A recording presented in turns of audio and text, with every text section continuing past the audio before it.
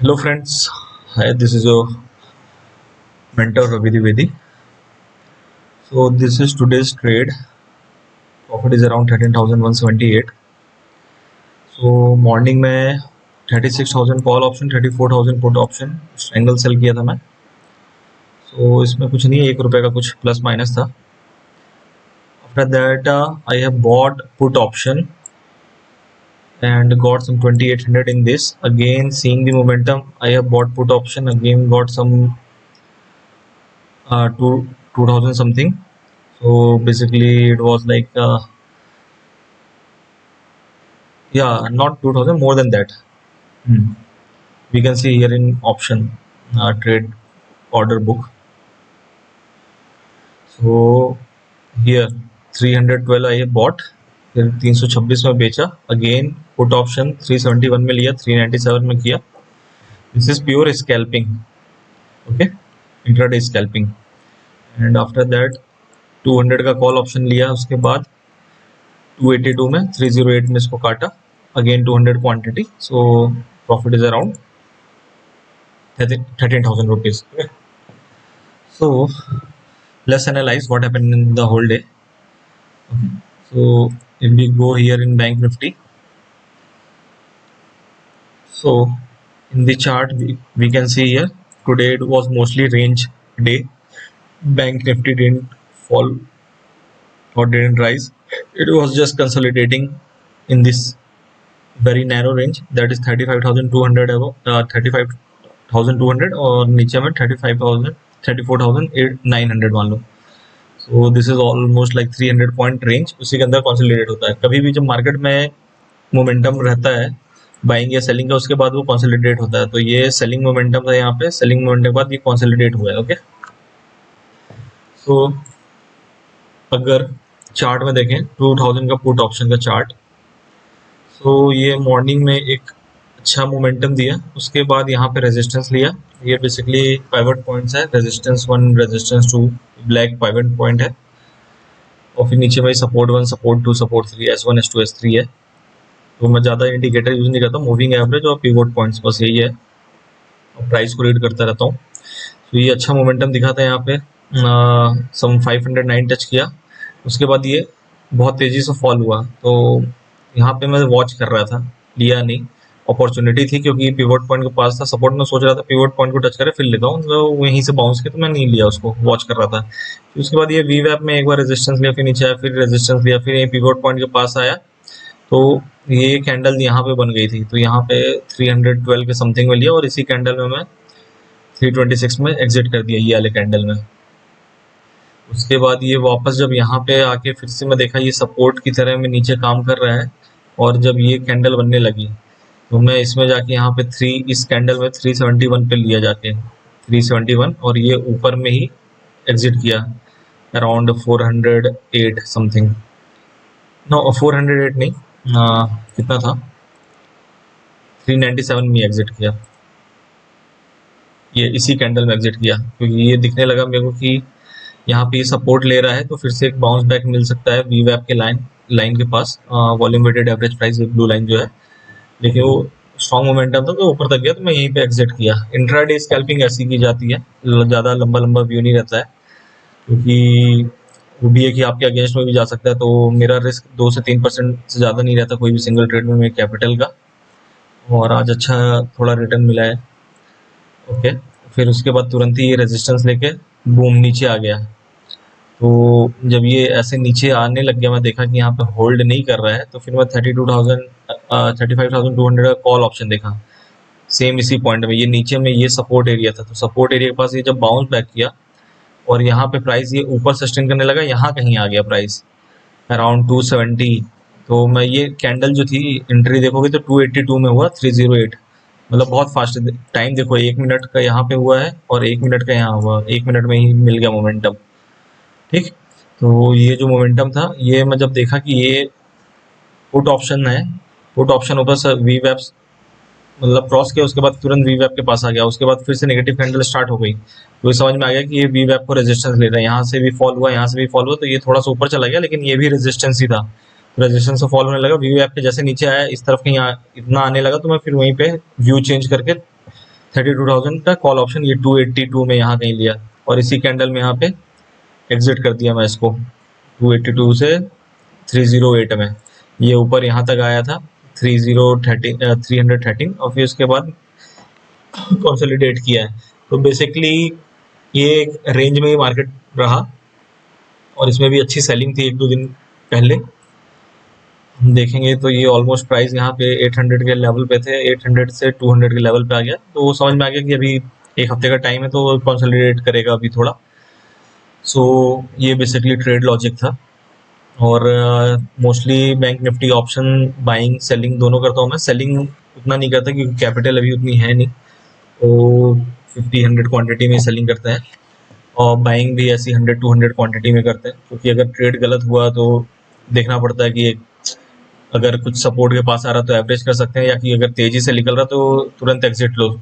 और 2-3% से ज़्यादा रिस्क नहीं लेता कैपिटल में किसी भी सिंगल ट्रेड में। इनिशियली 2-3 बार कैपिटल भी ब्लो हुई है। So all this learning I'm giving you for free of cost so that you can learn. And those players who are like just starting or in the beginner stage, so for them it is a guidance. For pro traders or who are already in the market for 2 to 3 years, so like they know each and every stuff. So beginner के लिए ये bank Nifty का ये है।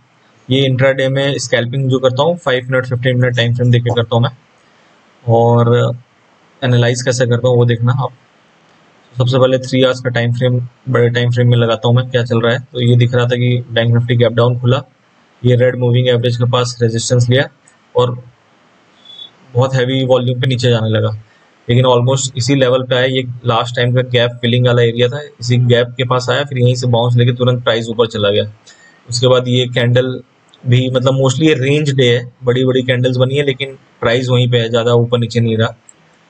Okay, और उसके बाद half an hour time frame देखेंगे तो 30 मिनट्स टाइम फ्रेम में भी मोस्टली बैंक निफ्टी रेंज में ही है।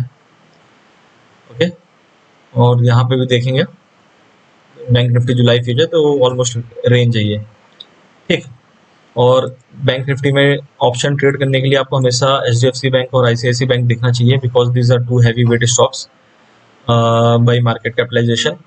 तो इसमें जैसा मोमेंटम होता है वैसे ही बैंक निफ्टी में मोमेंटम होता है, और अगर ये दोनों एक डायरेक्शन में चल रहे हैं तो उसी डायरेक्शन में बैंक निफ्टी भी मूव होगा। अगर कल परसों से देखें तो डाउन साइड मूव हुआ HDFC बैंक में और यहाँ पे भी डाउन साइड मूव हुआ, तो अपन देख सकते हैं बैंक निफ्टी भी यहाँ से सेलिंग ही हुई है कंटिन्यूसली ऊपर की प्राइस से। और यहाँ पे अगर देखेंगे तो प्राइस अप गया है, सो HDFC बैंक और ICICI बैंक भी ऊपर ही गया होगा। तो ये आप देख सकते हैं यहाँ ऊपर गया है, और ये ICICI बैंक का भी चार्ट देखेंगे तो ये ऊपर ही गया है। ओके, अब इसमें अपन लॉजिक समझते हैं। बेसिकली मार्केट को ट्रेड करने के लिए क्या आइडेंटिफाई करना चाहिए, क्या प्राइस एक्शन होता है। तो प्राइस एक्शन कुछ नहीं होता है, सिंपल प्राइस को एनालाइज किया जाता है। ओके, मैं आपको थोड़ा सा ड्रॉ करके दिखाता हूँ यहाँ पे, बस 2-3 स्टेप्स हैं, उसको समझ लो आप तो मोस्टली आप सीख जाओगे। सबसे पहले क्या रहता है, एक रेंज रहती है। ओके, तो प्राइस मोस्टली 60-70% टाइम रेंजेस में चलते रहते हैं। Okay, this is horizontal range. फिर जैसे ही रेंज टूटती है ऊपर या नीचे साइड में तो उसको कहते हैं ब्रेकआउट। ऊपर टूट रही है, नीचे टूट रही है तो ब्रेक डाउन। अगर ऊपर टूट रही है तो ये ब्रेकआउट हो गया, तो प्राइस अप ट्रेंड में चला जाता है। ओके, या कि नीचे टूटी तो प्राइस डाउन ट्रेंड में चला जाता है। बस यही सिनेरियो होता है, अप ट्रेंड में मार्केट रहेगा या कि डाउन ट्रेंड में मार्केट रहेगा, और कोई सिनेरियो नहीं होता। अप ट्रेंड, डाउन ट्रेंड और एक रेंज होता है, ठीक। बस यही 3 सिनेरियो रहता है। तो 3 सिनेरियो में जब भी आप ऑप्शन बाइंग करते हो तो अगर ब्रेकआउट मिल रहा है तो कॉल ऑप्शन बाई करो, ऊपर में आपको फास्ट मोमेंटम मिलेगा तो अच्छा प्रॉफिट होगा। पुट ऑप्शन में ट्रेड करो, अगर ब्रेकडाउन हो रहा है विथ वॉल्यूम, रेंज टूट रही है तो नीचे में पुट ऑप्शन बाई करो। ओके, लेकिन अगर ये रेंज में आप call option put option by करोगे तो दोनों में लॉस होगा आपको, क्योंकि प्रीमियम ईट करते हैं लोग इसमें। तो अगर अपने यहाँ बैंक निफ्टी का चार्ट आइडेंटिफाई करें तो ये एक रेंज बनाया है ऊपर में, एक second,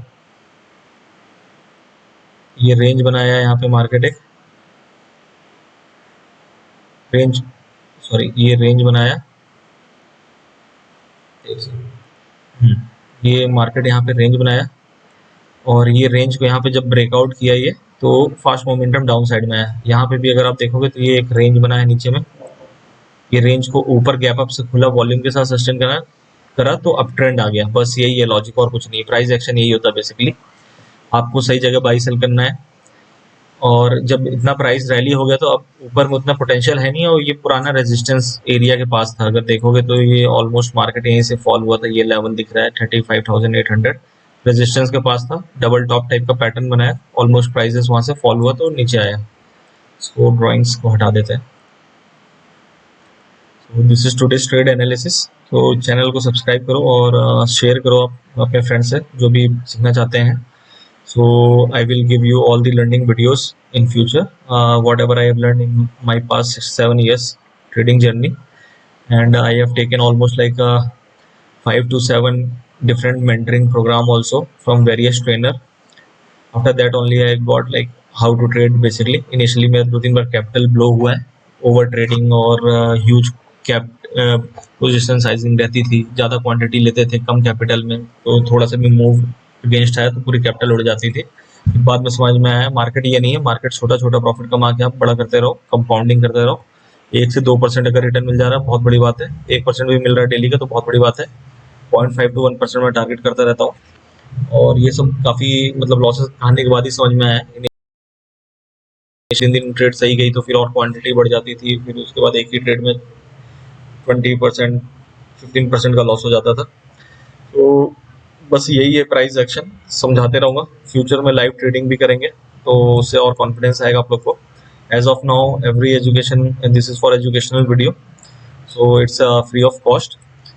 so learn wisely, earn nicely, that's the tagline from my side.